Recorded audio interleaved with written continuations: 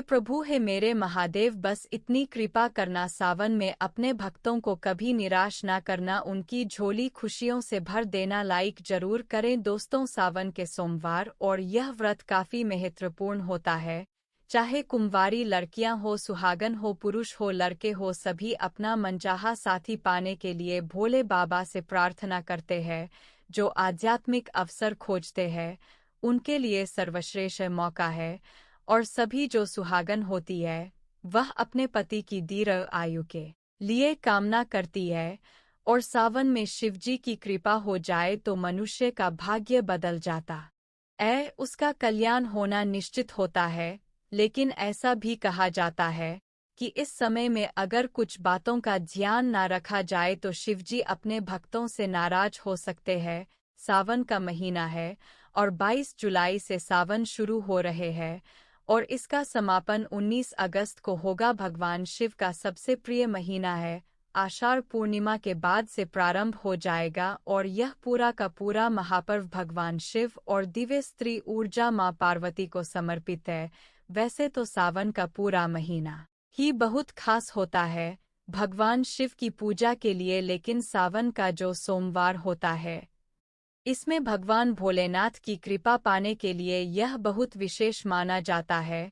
इस माह में विशेष रूप से सावन का सोमवार व्रत हुआ, मंगलागौरी हुआ, नाग पंचमी, गुरु पूर्णिमा, पुत्रदा एकादशी, पवित्रा एकादशी, हरियाली अमावस्या और सावन शिवरात्रि जैसे महत्वपूर्ण त्योहार आते हैं। इस साल सावन का महीना 29 दिनों का होगा और सावन सोमवार की शुरुआत 5 शुभ योग में हो रही है। यानी सावन का जो सोमवार है उसी दिन से पहला जो सावन है वह सोमवार से ही शुरुआत हो रहा है। और इतने सारे शुभ योग बन रहे हैं। प्रीति योग बन रहा है, आयुष्मान योग बन रहा है, नवम पंचम योग बन रहा है, शश राज योग, सभी एक तरह से राजयोग है जो आपके जीवन में बहुत सारी धन संपत्ति का आगमन करेगा। सर्वार्थ सिद्धि योग बन रहा है और 29 दिनों का सावन होने वाला है। और कुछ खास राशियां हैं जिनको अपार लाभ की प्राप्ति होगी, यह मैं अगली वीडियो में बताऊंगी। सावन माह के कृष्ण पक्ष की प्रतिपदा तिथि है 21 जुलाई रविवार दोपहर 3:46 से शुरू हो रहा है और 22 जुलाई सोमवार दोपहर को 1:01 तक रहने वाला है। और इस बार सावन में जो 5 सोमवार पड़ेंगे तो पहला सोमवार 22 जुलाई, दूसरा 29 जुलाई, तीसरा 5 अगस्त, चौथा सोमवार 12 अगस्त को और पांचवा आपको 19 अगस्त को पड़ेगा। अब यह ध्यान रखना है कि सावन के दौरान कुछ कार्य है जिन्हें आपको जरूर करना है सभी को। और सावन में कुछ ऐसे काम है, चौमासा लग जाता है, भगवान विष्णु योग निद्रा में चले जाते हैं, सभी भक्त है, साधु संत है, इन सभी के लिए समय बहुत अमूल्य होता है। तो यह चौमासा जो है एक वैदिक यज्ञ के बराबर होता है। चौमासे में भगवान शिव पूरी धरती का, पृथ्वी का भार ग्रहण करते हैं। इसलिए सावन मास की और यह चौमासा के जो प्रधान देवता होते हैं यह भोलेनाथ ही होते हैं। तो सभी को ध्यान रखना है कि कुछ ऐसा काम ना करें कि भोलेनाथ आपसे नाराज हो जाए। सबसे पहले तो प्रतिदिन आपको शिवजी को 1 लोटा जल अर्पित करना चाहिए हर सुबह, और नहीं रोज कर सकते तो कम से कम प्रत्येक सोमवार को अवश्य अभिषेक करें। इसी सावन मास में समुद्र मंथन भी किया गया था। समुद्र मंथन के बाद जो हलाहल विष निकला था उसे भगवान शंकर ने कंठ में समाहित कर लिया था और सृष्टि की रक्षा की थी, और विषपान से महादेव का कंठ नीलवर्ण हो गया था। इसलिए इस समय भगवान का नाम नीलकंठ भी पड़ा था। विष के प्रभाव को कम करने के लिए सभी देवी देवताओं ने उन्हें जल अर्पित किया था। इसलिए इस माह में शिवलिंग पर जल चढ़ाने का खास महत्व होता है और इसीलिए हर जगह आप देखते हैं कांवर चढ़ती है, भोले बाबा को जल चढ़ाया जाता है। शिव पुराण में उल्लेख है कि भगवान शिव स्वयं ही जल है, इसलिए जल से उनके अभिषेक के रूप में आराधना करने से उत्तम फलों की प्राप्ति होती है। दोस्तों, सोमवार के दिन आपको क्या करना है? प्रत्येक सोमवार को एक काम करना है, लेकिन पहले सोमवार का बता दे रहा हूँ आपको एक विशेष चीज। इस बार आपको अपने जल के लोटे में डाल लेनी है, क्या करना है? सोमवार के दिन सबसे पहले ब्रह्मा मुहूर्त में उठकर भोलेनाथ का ध्यान करते हुए व्रत का संकल्प कीजिए। फिर स्नान करके साफ सुथरे वस्त्र धारण करें। भगवान सूर्यदेव को एक लोटा जल अर्पित करें। इसके बाद आप चाहे तो किसी मंदिर जाकर के या घर में ही जल से भरा लोटा लेकर कि शिव जी का अभिषेक कीजिए। कौन सी शिवलिंग का अभिषेक करना चाहिए? बहुत लोग प्रश्न करते हैं।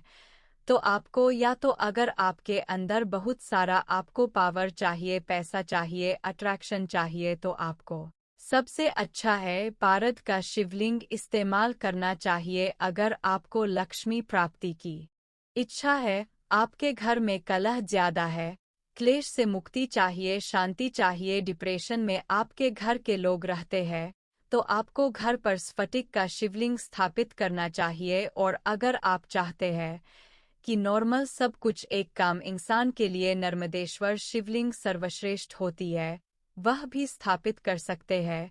जो भी शिवलिंग आप स्थापित करेंगे कोशिश करें अभिमंत्रित हो, उसमें एनर्जाइजर आपके अंगूठे के बराबर होनी चाहिए। शिवलिंग आपको इस दिन या फिर अगर आपके पास शिवलिंग नहीं है तो पार्थिव शिवलिंग कुछ लोग सिर्फ मिट्टी से बनाना बता देते इस तरह से नहीं बनाया जाता है। पार्थिव शिवलिंग बनाने की एक विशेष विधि होती है, आपको वैसे बनानी चाहिए या फिर बेस्ट होता है।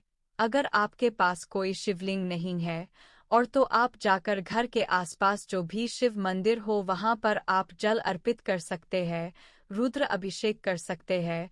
लेकिन आपको लोटे का जो जल है उसमें आपको इस बार एक विशेष काम करना है। जो मुहूर्त है, 5 राज योग बन रहे हैं, इन सब के नाम लेकर के आपको 5 बेलपत्र लेने हैं। कटे फटे बेलपत्र ना हो इस बात का आप ध्यान रखें। सुंदर बेलपत्र और नहीं तो चांदी के बेलपत्र आप यूज कर सकते हैं। छोटे अभिमंत्रित किए हुए चांदी के बेलपत्र होने चाहिए। और इसके बाद आप बेलपत्र के ऊपर आप चंदन छिड़क लीजिए। छोटे बेलपत्र है तो सिर्फ चंदन छिड़क लीजिए, बड़े बेलपत्र है तो आप उस परे ओम नम शिवाय लिख सकते हैं और श्री लिख सकते हैं, राम राम लिख सकते हैं। इस प्रकार से आपको चंदन से कुछ अच्छे अक्षर लिखने चाहिए। इसके बाद एक तांबे के लोटे में जल भरना चाहिए। थोड़ा सा गंगा जल है तो वह डाल लीजिए और उसमें कुछ साबुत साफ चावल अक्षत जो बिना टूटे हुए चावल है वह आपको डालने चाहिए। अब थोड़े से पुष्प ले लीजिए और लोटे के ऊपर बेलपत्र और पुष्प रख करके आपको मंदिर जाना चाहिए या घर में ही ओम नमः शिवाय का 27 बार जाप करें। इसके बाद भोले बाबा को आपको वह जल अर्पित कर देना है। भोले बाबा को पंचामृत भी बहुत पसंद होता है, इसलिए जल चढ़ाने के बाद आप चाहे तो शिवलिंग पर पंचामृत से भी अभिषेक कर सकते हैं। लेकिन जब भी पंचामृत से अभिषेक करें तो ऐसा नहीं है कि कच्चा दूध या पंचामृत से अभिषेक किया और छोड़ के आ गए, नहीं। उसके बाद शुद्ध जल से आपको अवश्य अभिषेक करना चाहिए। पूरे समय ओम नम शिवाय, ओम नम शिवाय, ओम नम शिवाय इसका जाप करते रहे। शुद्ध जल से अभिषेक करने के बाद हो सके तो एक छोटे से रुमाली या तौलिए से भोले बाबा को पोछे चंदन से आप त्रिपुंड बना सकते हैं। जनेऊ अर्पित करें, पुष्पों से श्रृंगार करें, फल चढ़ाए, बेलपत्र से श्रृंगार करें, बेलपत्र चढ़ाए, भांग धतूरा आखरे के पुष्पों की माला चढ़ाई और रुद्राक्ष आदि की माला आप अर्पित कर सकते हैं। थोड़ा सा शहद इस दिन आपको अवश्य अर्पित करना चाहिए। अगर आप चाहते हैं आपके रिलेशंस मधुर हो तो आपको थोड़ा सा शहद भी अर्पित करना चाहिए और धूप दीप करें। फिर वहीं बैठ करके आप चाहें तो शिवलिंग अष्टक का पाठ करिए, पंचाक्षर स्तोत्र का पाठ करिए, शिव तांडव स्तोत्र का पाठ कर सकते हैं, शिव जी की चालीसा पढ़ सकते हैं और आप चाहें तो किसी पंडित जी के द्वारा रुद्राष्टक पाठ भी कर सकते हैं। फिर रुद्राक्ष की अगर आपके पास अभिमंत्रित माला है, संस्कारित माला है, तो आपको इससे 108 बार महामृत्युंजय मंत्र का जाप करना चाहिए। त्र्यंबकम यजामहे सुगंधिम पुष्टिवर्धनम उर्वारुकमिव इस प्रकार से जाप कीजिए। इस दिन महामृत्युंजय मंत्र का जाप करना सर्वश्रेष्ठ माना गया है। और अगर मंदिर में पूजा कर रहे हैं आप तो घर में आकर के आपको भगवान शिव की प्रतिमा हो, कोई फोटो हो या घर के ईशान कोण में एक दीपक ओम नमः शिवाय बोलते हुए जरूर जलाना चाहिए और अगर फोटो आधी मूर्ति आधी है तो उन्हें तिलक लगाकर पूजा अवश्य करें, थोड़ा सा भोग अर्पित करें। अंत में अगर आप चाहें तो श्रावण माह के सोमवार के व्रत की कथा भी सुन सकते हैं और श्रद्धा पूर्वक भगवान शिव की आरती करें। शीश दंग अर्थ अंग पार्वती सदा विराजित कैलाशी नंदी वंगी निरत करत है, गुण भक्त शिव के दासी इस प्रकार से आरती करें। भोले बाबा की उनसे आशीष मांगे, प्रसाद वितरण करें, क्षमा प्रार्थना करें कि जाने जाने कोई भूल चूक हुई है तो प्रभु आप मुझे क्षमा करें। दोस्तों आशीर्वाद मांगे अपने लिए, अपने परिवार के लिए, अपने रिश्तों के लिए और यह बहुत शुभ माना जाता है। हो सके तो इस दिन व्रत रखना चाहिए। व्रत कैसे रखा जाता है? शिव जी का व्रत 3 प्रहर का रखा जाता है और संयम रखना चाहिए, हर प्रकार का संयम रखें। आत्मचिंतन का समय होता है, ध्यान का समय होता है, तो ध्यान का अभ्यास करें। इस पवित्र अवधि जो सावन का महीना है, यह पवित्र अवधि अपने आत्मनिरीक्षण, आप जीवन में क्या कर रहे हैं, क्या करना चाहते हैं, अपने आध्यात्मिक विकास की ओर आपको ध्यान देना चाहिए। चौमासा होता है सावन में तो दिव्य मार्ग दर्शन लेना चाहिए। अपने गुरु, अपने ज्योतिष जो भी है उनके संग उनका संग करें। याद रखें सावन आध्यात्मिक कायाकल्प का अवसर है, परमात्मा से जुड़ने का समय है, तो भगवान शिव की कृपा आप सब पर बनी रहे। और सावन के पवित्र महीने में आध्यात्मिक शुभता और शुद्धता इसको बनाए रखने के लिए कुछ चीजों से बचने की भी सलाह दी जाती। एक तो सावन में जहां तहां निवास नहीं करना चाहिए, कीड़े मकड़े बहुत ज्यादा निकलते हैं, घर में नकारात्मकताएं बाराज जाती है, तो इस मौसम में अपने घर को हर समय साफ सुथरा आपको रखना चाहिए, कूड़ा कचरा नहीं इकट्ठा करके रखना चाहिए। सुबह शाम आपको सुगंधित धूप करनी चाहिए, इससे एक तो घर का वातावरण पवित्र रहता है और कम से कम ओम नम शिवाय का कम से कम 11 माला का या एक ही माला कीजिए सच्चे दिल से। पर आपको जाप अवश्य करना चाहिए। सावन के पूरे महीने में आपको सात्विक भोजन करना चाहिए। भूल से भी मांस, मछली, अंडा, लहसुन, प्याज, मदिरा आदि किसी भी प्रकार के मांसाहार, नॉनवेज हुआ, ड्रिंक आदि हुई, नशे की चीजें हुई, इससे आपको परहेज रखना चाहिए। व्रत के दिन फलाहार करना चाहिए, यह श्रेष्ठ होता है। नहीं कर सकते तो कम से कम एक समय सात्विक भोजन करें। भोजन बनाए भी तो पूरी शुद्धता के साथ आपको देशी घी में या सरसों के तेल में ही भोजन बनाना चाहिए। और जो लोग फलाहार करते हैं या वह लोग एक समय सात्विक भोजन भी कर सकते हैं, गलत भोजन तामसिक माना जाता है और यह आध्यात्मिक विकास में बाधा बनता है। यह आपके दिमाग और शरीर के संतुलन को बिगाड़ देता है। आपके स्वास्थ्य और आपके आध्यात्मिक कल्याण, आज तक आपकी जितनी पदयात्रा हुई है वह सभी के फल को नष्ट कर देता है। पाचन तंत्र सावन के महीने में धीमी गति से काम करता है, इसलिए इस मौसम में विशेष रूप से खानपान अगर नहीं भी सही रखा गया तो आपकी सेहत खराब हो सकती है, इसलिए आपको ध्यान रखना चाहिए। नियमों का पूरी तरह से पालन करें, व्रत को अधूरा नहीं छोड़ना चाहिए। जैसे कुछ लोग 4 सोमवार व्रत का संकल्प लेते हैं लेकिन 2 करके छोड़ देते हैं। अगर आपको लगता है मैं 4 सोमवार नहीं कर पाऊंगी, 2 ही कर पाऊंगी, तो मन में 2 का ही संकल्प लीजिए। बाद में आपकी इच्छा हो तो 4 सोमवार या 5 सोमवार का संकल्प ले सकते हैं और व्रत या फिर आपको संकल्प लेने की आवश्यकता ही नहीं है।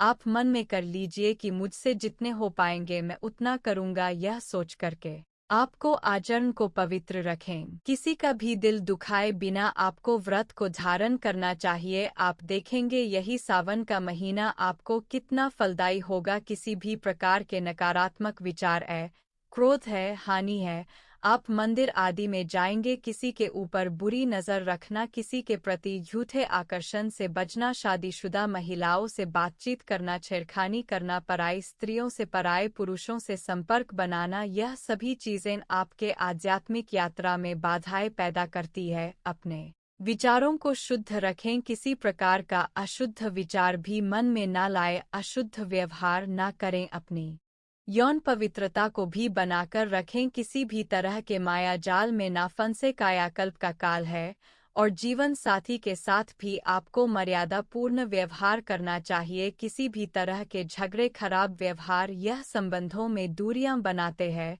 इसलिए जितना संभव हो रिलैक्स रहें और दूसरों पर गुस्सा करने से आपको बचना चाहिए। आपको इस दौरान किसी भी प्रकार की परपंचायती में भी नहीं पड़ना चाहिए, क्योंकि दूसरों की नकारात्मक ऊर्जा आप अपने अंदर घर कर रहे हैं। झूठ का सहारा लेकर के किसी भी काम को ना करें। भोले बाबा छोटी सी पूजा से प्रसन्न हो जाते हैं, लेकिन जो लोग झूठ का सहारा लेते हैं, जीवन में उनसे कभी भी भोले बाबा प्रसन्न नहीं होते हैं, ना वो उन्हें शुभ फल देते हैं। अपने बड़े बुजुर्गों का सम्मान करें, किसी भी प्रकार से किसी का अनादर ना करें और कोई भी ऐसा कटु वचन किसी को ना बोले जिससे किसी का मन दुखी हो जाए, वह नाराज हो जाए। घर के सभी लोगों के साथ अच्छा व्यवहार करें। पुरुषों को चाहिए कि स्त्रियों का सम्मान करें और स्त्रियों को भी चाहिए कि पुरुषों को अनाप शनाप ना बोले। अपने घर से हर प्रकार की नकारात्मकता को दूर रखें। इस महीने में शादी ब्याह जैसे शुभ काम करने का लगन नहीं होता। बहुत सी शादीशुदा महिलाएं इस समय इसीलिए अपने मायके भी चली जाती है, ताकि इस अवधि में ब्रह्मचर्य के व्रत का पालन करना चाहिए। मरकू रसे के पुत्र मार्कंडेय ने लंबी आयु के लिए सावन माह में ही घोर तपस्या कर ब्रह्मचर्य का पालन कर शिव जी की कृपा प्राप्त की थी, जिससे मिली मंत्र शक्तियों के सामने मृत्यु के देवता यमराज भी नतमस्तक हो गए थे। अतः इस माह में ज्यादा से ज्यादा तपस्या करें, ज्यादा से ज्यादा ब्रह्मचर्य के व्रत का पालन करें। अनावश्यक यात्राओं से भी आपको बचना चाहिए। इस दौरान की गई यात्राएं सफल नहीं होती है, उल्टा कुमार्ग पर लेकर जाती है, दुर्भाग्य को पैदा करती है। इसलिए कोशिश करना चाहिए कि श्रावण के महीने में आप यात्रा कम से कम करें और एक अवधि है जिसको आपको मर्यादापूर्ण तरीके से बिताना चाहिए। सावन में बाल भी नहीं काटने चाहिए, दाढ़ी मूछ नहीं काटने चाहिए, नाखून नहीं काटने चाहिए। वैसे तो देखा जाए तो यह एक धार्मिक मान्यता है जिसका पालन वर्षों से किया जा रहा है, और किसी भी मान्यता की जब शुरुआत हुई तो उस समय जो चलता था, उस समय के काल प्रसंग और स्थितियों को देखकर की जाती थी। तो साइंटिफिकली तो मुझे आज तक यह बात समझ नहीं आई, लेकिन कहा जाता है कि गुरु ग्रह थोड़े कमज़ोर हो जाते हैं, इसलिए नहीं करना चाहिए। बाकी पहले जमाने में मुझे लगता है कि पर्याप्त लाइट नहीं थी और प्रॉपर उपकरण भी नहीं थे दाढ़ी मूंछ बाल काटने के, तो इससे हो सकता है बाल कटवाने के समय चोट लग जाती होगी या घाव होने का खतरा होता होगा। तो यही वजह है कि हो सकता है श्रावण मास में बाल काटने, दाढ़ी मूंछ काटने में मनाही ही की गई हो। तो दोस्तों, जितना आपसे श्रद्धा शक्ति से हो सकता है उतना कीजिए। बाकी और अपडेटेड रहे, कनेक्टेड रहे। बेसिक इन्फॉर्मेशन है कि श्रावण माह कब से शुरू हो रहा है, कौन से शुभ योग बन रहे हैं, कौन कौन सी सोमवारी आने वाली है और पहले सोमवार को आपको क्या करना है। तो सोमवार से ही सावन लग रहा है। पहले सोमवार को जल के लोटे में जरूर डालें। आप एक चीज मैंने बताई है, वह है 5 बेल पत्र नाम लिख करके और साथ में थोड़ा चंदन और 1 बूंद शहद आपको जल के लोटे में डालना है। फिर देखना कैसे आपके दिन बदलेंगे। वीडियो पसंद आई हो तो हर हर महादेव कमेंट में जरूर लिखें।